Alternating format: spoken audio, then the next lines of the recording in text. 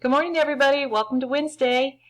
Hey, sorry I couldn't be with you again today, but I wanted to make sure you got off on a good start with your persuasive writing assignment. So I just wanted to run through a few things with you, just give you a brief overview, and then you'll have a chance to get started working today.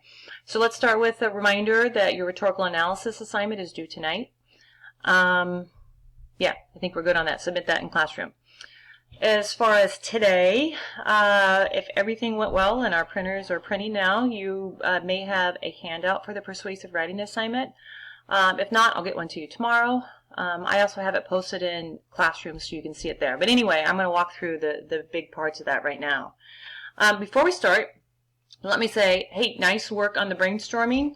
I started to kind of gather things that you guys had said and, make one document, and then I realized, oh, you can actually read what each other wrote. So if you haven't, go to Classroom and see what some of your peers brainstormed as far as ideas for what you might want to write about. There's some really good stuff there. Some of it you might seem heavier or more serious than others, but it doesn't have to be something super serious, or it certainly can be. It's just something that you feel like you really want to write about. It'll be much more interesting if you are somewhat invested in what you choose. So, good job brainstorming. Today, I'm going to walk through the assignment, as I said, and then you're going to have some time to decide on your topic. Step 1, that's the part where you decide what it is you're going to write, is due by the time you leave tomorrow, and I will be back tomorrow. Also, you may have some time today to wrap up your rhetorical analysis if you haven't done that yet. So anyway, let's look at this assignment. So the purpose of this writing assignment is to convince an individual or a group to believe or do something. So by now, at this point in your writing career, you have experience, probably writing an argument, coming up maybe in a 5-paragraph format where you have what it is that you are going to prove. You take 3 paragraphs, you prove it, you're making an argument. Logos, logos, logos. So how this is different is now you're going to take some of those skills that you're starting to develop with being persuasive and apply them to your writing. So persuasion and argument, they have some things in common and some things a little bit different. And tomorrow I'll take some time and talk a little bit more about those. Looking at your steps, step 1, due tomorrow. And that's really just where you get to tell me what your piece is going to be about. I'll talk more about that in a minute. Steps 2, 3, and 4 are all due Tuesday after our giant weekend. I want you to have those done.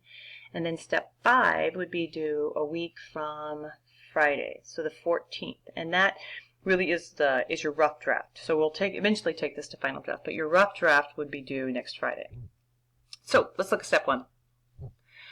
As I said, this is due tomorrow, and this part is super important. I mean, it's not super hard, but super important. Decide on the argument you want to make and the audience you want to persuade. Then decide how you envision persuading this audience, through speech or through a letter. So a couple things here. The audience is key, because until you know who your audience is, it's hard to know what strategy to develop and what techniques to use to make that strategy work. So it's not only your topic, you have to think about your audience. And that's why I asked you to think about a topic that might deal with something in the community or something local, so that you actually have a vision of who you're writing to. The other part of this step 1 is make a decision. Are you writing a speech or are you writing a letter? I mean, they're really pretty similar. One isn't necessarily longer than the other. But if you have kind of more of a format in mind, it might just help you make some choices about what and how you're going to say what you want to do. Okay, step 2. Oh, and P.S. Even though you write a speech, I won't necessarily make you read it, but I would consider that if you were interested. But I don't have plans for it.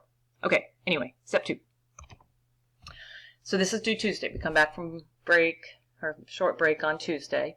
And for this step 2, you want to word your argument as powerfully as possible, and this will be the thesis of your speech or letter. So your thesis needs to pack a rhetorical punch. You want to use strong verbs and select your language carefully. It should be a really strong statement here. But your thesis should not be a preview of 3 points. Now, I know when you're in junior high and maybe even in 9th grade, that was a great way to get you to start thinking about what you wanted to say. But at this level of writing, It's just kind of a different level of sophistication. You're not going to present your thesis as 3 points. Okay, so state a forceful position and be sure all your topic sentences back that position. And in your thesis, you don't need to say you believe. It's not your this I believe essay. It is something you believe, but you're just not saying it. That's just assumed, and that's why you're writing it. So no I believe in your thesis. Your thesis should not include counter arguments. So if that's something that ends up being a part of your piece, that's just something that comes in the body. So don't include any counter arguments in your thesis. Okay, thesis due Tuesday. Step 3, this is that audience part. So I want you to start thinking about your audience. So what does this group value? How much pathos is appropriate for this group?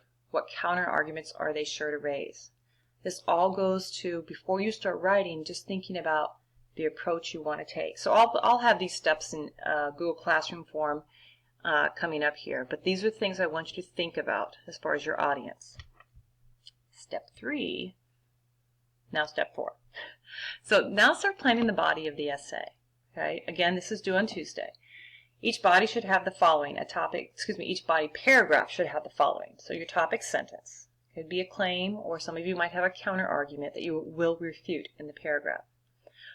You should have evidence to support the claim or the antithesis.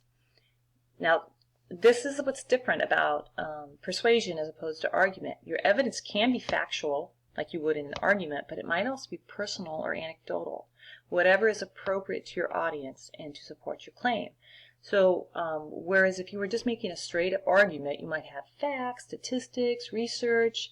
You can do that in persuasion, but persuasion also lets you draw on evidence that might be a personal story or an anecdote as well. The other thing you need in every body paragraph, so far in every body paragraph you're going to have your topic sentence, your evidence, and then the last thing you need to have in every body paragraph is your warrant. That's your explanation of how the evidence proves the claim. The warrant is where you spice up your rhetoric and sell your points to us. So the warrant is where you get to use all those cool persuasive techniques that we've been using and learning about. You get to show off what you're learning, actually apply them. This is hard to do in that first draft, but by the time you have a final draft, that's where a lot of that revision takes place, is where you spice up the language. Okay, and step 5. So I'm going to be looking for your first draft. It's a draft that you're going to do a peer exchange with, and that's going to be due next Friday. And I'm going to talk more about how to get that draft ready once I'm back. All right. So again, step 1, tomorrow. So I'll be back tomorrow on Thursday. We'll work on some things as far as thinking about like citation and looking at a model and talking about that. But by the time you leave, I'd like you to have your proposal for, this is my topic, this is my audience. Step 2, 3, 4, all of that due on Monday. And then step 5 due next Friday the 14th. Okay, so that brings us back to today. I've done an overview. I wish I were there to take questions, but I'll get those questions from you when I get back tomorrow. You've got time right now. You can just spend some time. Like I said, if you have the paper in front of you, you can peruse through that, or if you want to grab a Chromebook and read it, you sure can. Start deciding on your topic. I'll post something in Classroom so you can submit your idea there. And then, if you have some time left over, work on your rhetorical analysis, which is due tonight. Tonight, Wednesday night. Okay, I think that's all I have. So you guys have a great day, and I will see you tomorrow morning. Okay, bye.